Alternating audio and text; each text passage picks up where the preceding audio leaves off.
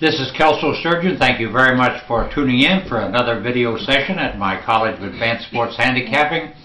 This is an enormous weekend for both fans and bettors, wall-to-wall college basketball, the NFL playoffs, the bowl games wind down with the big showdown on Monday night, Alabama and Notre Dame for the national championship.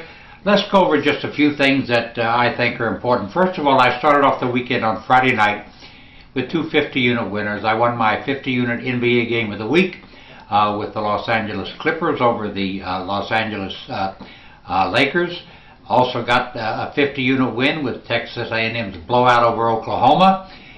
Coming back on Saturday with another 50-unit bowl play, a 50-unit play in one of the two NFL games, and obviously, a release in the other one. So a big day, giant day in college basketball on Saturday.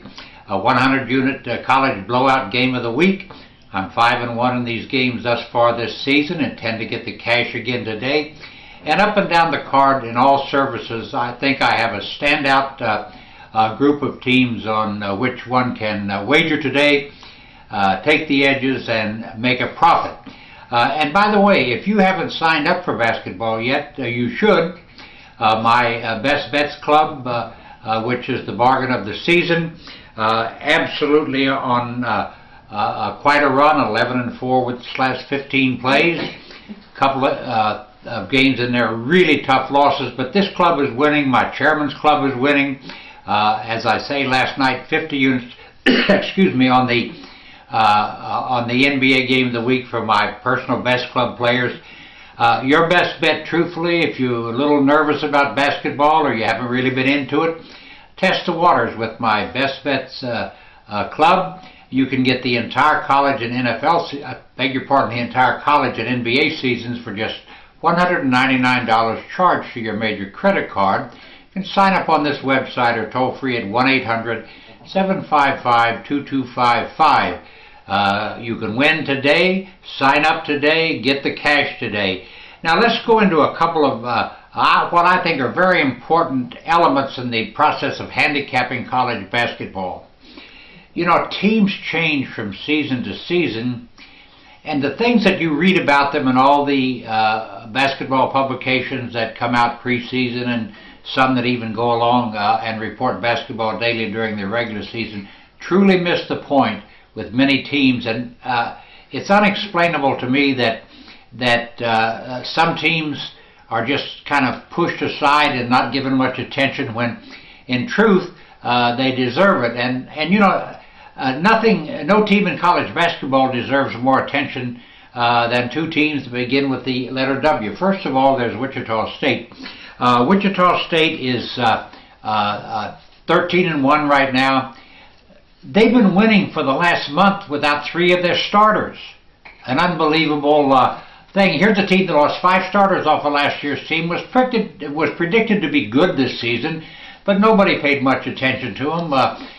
They're in the top 20 RPI ratings, nowhere in the polls, just completely avoided. And you know, Wichita State 13-1 going into Sunday's game with Bradley. That'll be a tough one, by the way.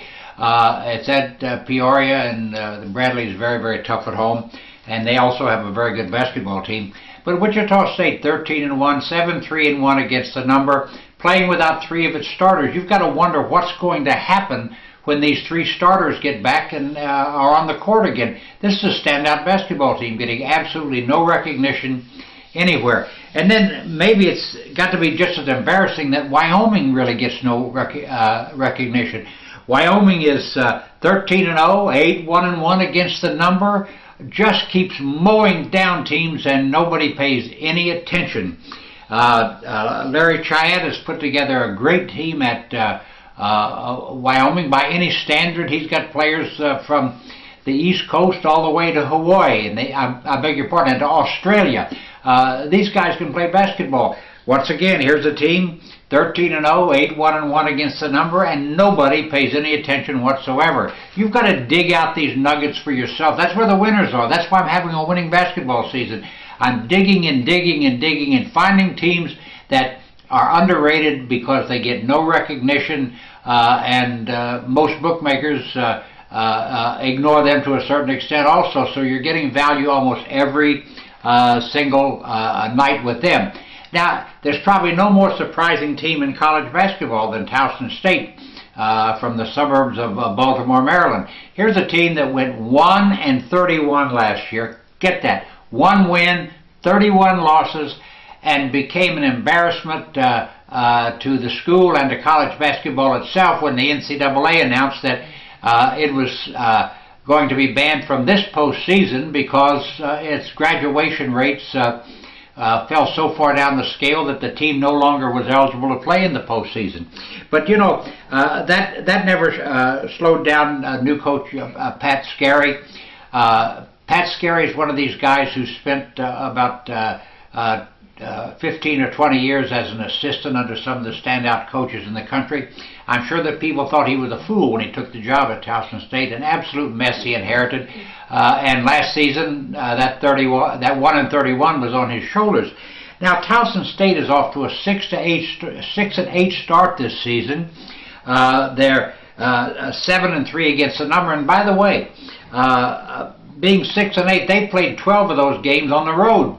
And it's kind of interesting that in their last 2 games, they won at Oregon State in overtime. Major upset, 15-point dog there. Came right back when you think that the team would bounce downward off a big win like that. Went into NC Wilmington and won again. Today they're at Drexel. It'll be a tough game, but this is a tough basketball team. The guy who is leading Towson and putting them back on the map, a gentleman from a transfer player from Georgetown named Benamon. And Benamon, a 6'8 junior forward, averaging almost double digits in points and rebounds. And by the way, against Oregon State, here's a guy who had 21 points and 22 rebounds in a single game. There are 2 other transfer students that are transfer players who are making a tremendous contribution. So last year we had a Towson team that was 1-31. This year they're 6-8. They're winning on the road against good teams. In fact, 6 of their wins, the 6 wins have come on the road. They're 0-2 at home, but they'll get back home and start playing their conference schedule, and they're going to cause a lot of trouble to a lot of teams. So just remember, teams like Wyoming, Wichita State, and Towson State, ignored by the media, pushed aside by bookmakers, but winning for bettors every single week. And these are not the only 3 teams out there that can do that. Do your homework, dig deep, find teams that are outperforming the numbers, and start to use them. For some reason, it takes bookmakers 3 or 4 weeks to catch up in college basketball with these teams that are a little bit off the beaten path, although that's a hard designation to put on Wichita State, which has been a major basketball power for a long, long time. But once again, find these teams and use them. Now let's discuss the NFL playoffs for just a second. In almost every single game, I think the number is as hard as a rock.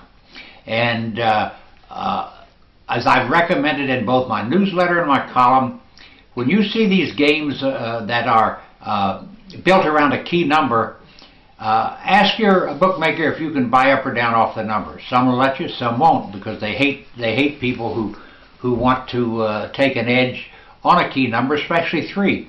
You know, in a game that's 3, if you like the team that's the -3, well then buy the number down to 2.5 and take a tremendous edge. Or if you like the other side, buy the number up 0.5 point and get 3.5 instead of 3. You improve your chances for winning dramatically off of the key numbers 3, 7, and 10. And there's several games out there this week. I also pointed out on my newsletter how the wise guys are trying to manipulate the number on Monday night's championship game between Alabama and Notre Dame, trying to get it out to 10.5 in some places and not having a whole lot of success.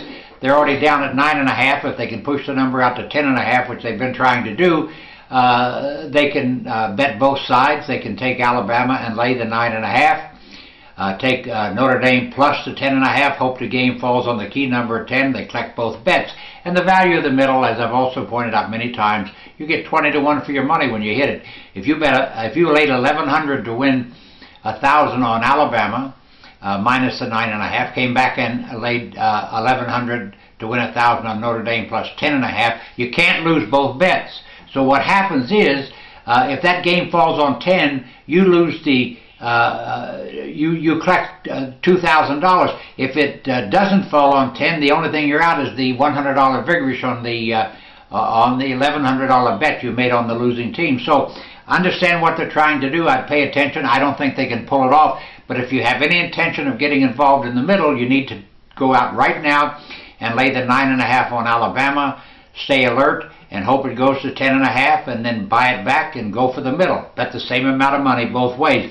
The middle is an element of the gambling process that many ignore, but the truth of the matter is when you get 20 to 1 for your money, you can afford to wager occasionally. Now let's go over the NFL just very briefly. You know, the New England Patriots and the Denver Broncos are both 5-2 co-favorites to win the Super Bowl. San Francisco, by the way, happens to be the third choice and the favorite to win the National Football Conference Championship and get to the Super Bowl. They're 9-2 right now. I can't eliminate any of these teams at this point. These are all good football teams. The only thing I would say is when you bet, take a team that's playing well, and especially if it's playing against a team that is not playing well, and there's several of those out there. There's some what I would call accidental participants in the playoffs. Once again, let's run things down, and then we'll close things out until Monday morning. Started the week off great. The weekend off great, 50-unit NBA Game of the Week winner, 50-unit winner in the College Bowls with Texas A&M's blowout over Oklahoma. Coming back Saturday with 50-unit NFL play, the highlight of the day. On Sunday, and going for the cash in both NFL games, another 50-unit play in the Bowls. Now on Monday night, here's how I'm handling the Alabama Notre Dame game. And by the way, this is no gift for either side when you include the point spread. I put a lot of work, many hours over several days into handicapping this game. I'm confident that I'll get the money, so here's how I'm releasing it. I'm releasing Alabama and Notre Dame as a 200-unit play.